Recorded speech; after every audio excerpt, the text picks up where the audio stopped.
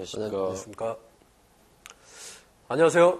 까다롭게 고르는 10분 짧은 입시 밀크티 입시전략팀장 김용가입니다. 오늘도 합격 사례 빅데이터 에듀고 전상현 대표 나오셨습니다. 안녕하십니까? 안녕하십니까. 예. 오늘 이 학생도 되게 특이해요. 네. 이제 수능은 미응시인데 이제 과학이 있고 그리고 등급은 수학과학. 이 학생 뭔가 좀 느낌이 수학과학 쪽으로 좀 좀 탁월해. 왜냐면 이제 국어가 좀 떨어지는 걸로 보아 대충 조금 짐작은 조금 되거든요.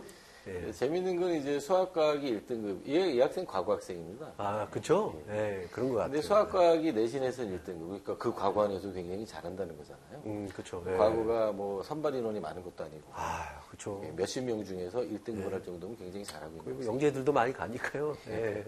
근데 그 학생의 모의고사 성적 보면 수학과학이 1등급이 아닌 게 더 이상하잖아요. 예, 그러니까요. 예. 당연합니다.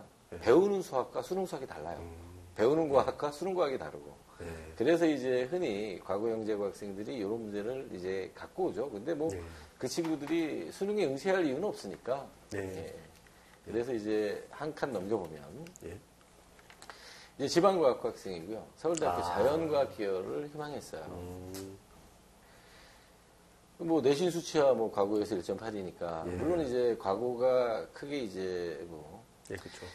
올바른 표현은 아닙니다만 그 두 개의 그룹으로 나눌 수 있잖아요. 그러니까 굉장히 지금 뽑는 인원도 좀 되고 그다음에 입학하기 힘든 거고 그다음에 그거보다는 조금 입학하기가 수월한 거고 이렇게 나눌 수 있겠습니다. 그러니까 이제 그 후자의 학교였는데 어쨌든 그럼에도 불구하고 내신 수치는 서울대학교 일반 전형 지원하기 이미 충분하죠. 그렇죠. 그다음에 뭐 과거 학생들 활동 내용이야 뭐 교수랑 같이 쓴 논문들도 있고 자기들이 과학 탐구 보고도 해야 되고 어쨌든 졸업할 때까지 보통 5편에서 7편의 논문을 쓰게 되니까 뭐 학생부 기록도 차고 넘치죠. 그래서 이제 무난하게 이제 뭐 별 문제 없겠네. 그래서 이제 자기소개서를 중심으로 이제 이 학생의 이제 그 지원 패턴을 이제 분석을 다시 해보게 된 거죠. 더더욱이 또 자연과학계를 간다니까 이쁘잖아요. 뭐 그 먼 앞에 우리가 이제 했던 편에 보면 제가 우수한 학생들이 자연과학계를 간다는 거 기억나요. 되게 이쁘죠. 의학계를 안 가는 것만으로 저는 기쁩니다. 그렇죠. 이게 이제 앞으로 입시에서 또 의학계열이 4,000명 더 추가되잖아요. 지금 이제 한 3,500명 전후로 뽑고 있는데 4,000명 더 뽑으면 이제 좋아지겠다 의대각이. 그러면서 이제 다른 자연과학의 가치가 또 커질 수도 있겠구나 이런 이제 생각을 해봤습니다.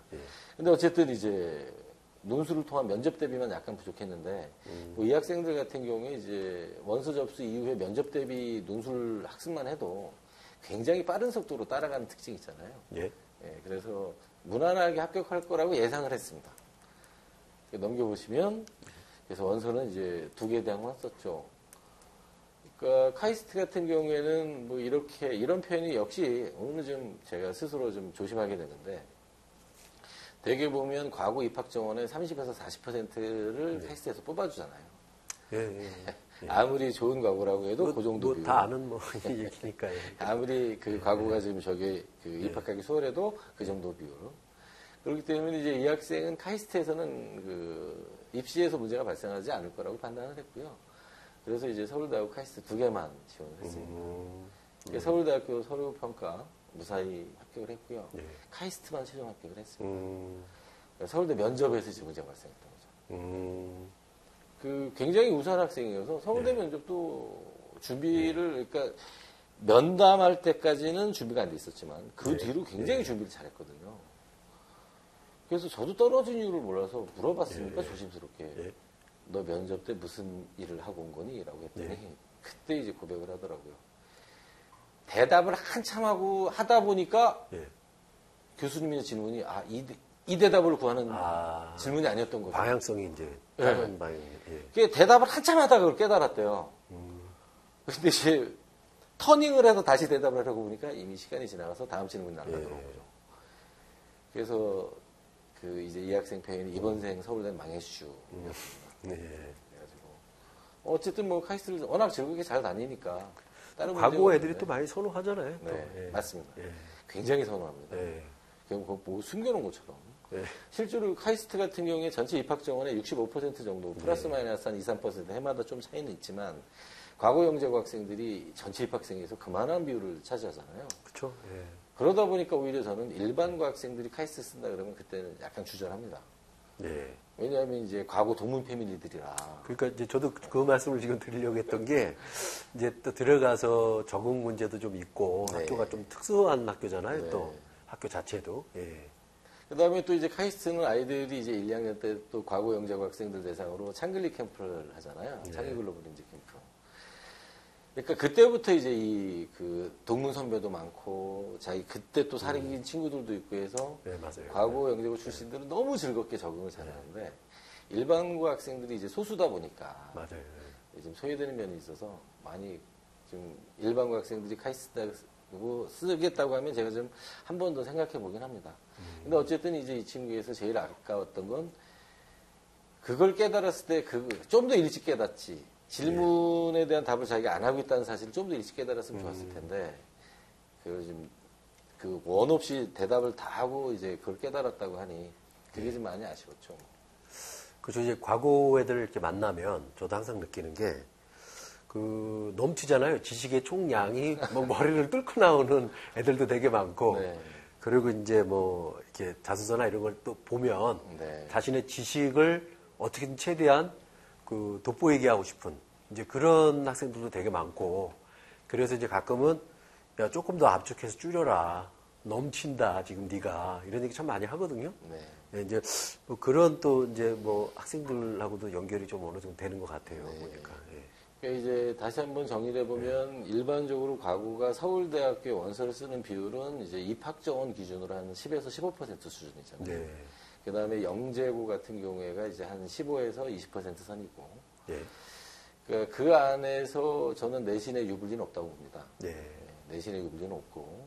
오히려 이제 자기를 잘 드러내는 자기소개서. 여기서의 잘 드러냄이라고 하는 것은 무엇을 했는지가 아니라 그것을 왜 했고 그것을 하는 과정에서 자기가 어떤 고민에 빠졌는지가 들어있을 때가 1단계 합격률이 높았고요.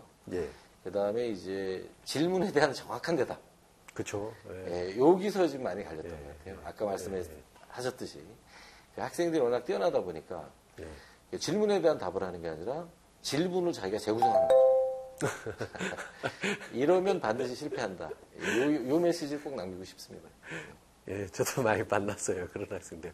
근데 이제 여기서 이제 궁금한 게 이런 게 있어요. 뭐가 궁금하냐면, 대표님 생각하시기에 이제 앞으로 이제 2022학년도 이후에 이제 의대나 약대가 이제 확대되잖아요. 아까 네, 말씀도 하셨고. 근데 그러면 상대적으로 학생들이, 물론 이제 N주생들이 의대나 약대 가려고 좀 늘어날 거라고 이제 예상을 하고 있거든요. 근데 네. 그거는 이제 누구나 다 예상할 수 있는 거고, 그러면 서울대 자연계열 쪽의 경쟁률이 좀 낮아지지 않겠나? 이거에 대해서는 어떻게 생각하세요? 그거 정말 연구해 볼 만한 사항입니다. 네. 일단, 서울대학교 화생이, 지금 이제 서울대학교 화학생명공학과가, 네. 의대를 빼면 지금 자연계열에서 네. 제일 높잖아요. 네. 예. 그 지위가 유지될 건가? 그렇죠. 예, 그건 이제 확실히 약대가 그렇죠. 자기 선발을 하게 되면 이건 좀 변화가 있을 것 같고요, 확실히. 그 다음에 이제 두 번째 문제는 의대가 이제 한 3,500명 선발해서 이제 7,500명 선발까지 늘어나게 되는 거잖아요. 예. 그랬을 때도 의대 선호가 현재 선호도를 그대로 유지할 건가, 아니면 서울대 선호가 다시 상승할 건가. 네, 그렇죠. 이런 거 이제 한번 지켜보면서 연구해봐야 될 것 그렇죠. 같습니다. 지금 쉽게 단언은 못 하겠고요. 그렇죠. 예.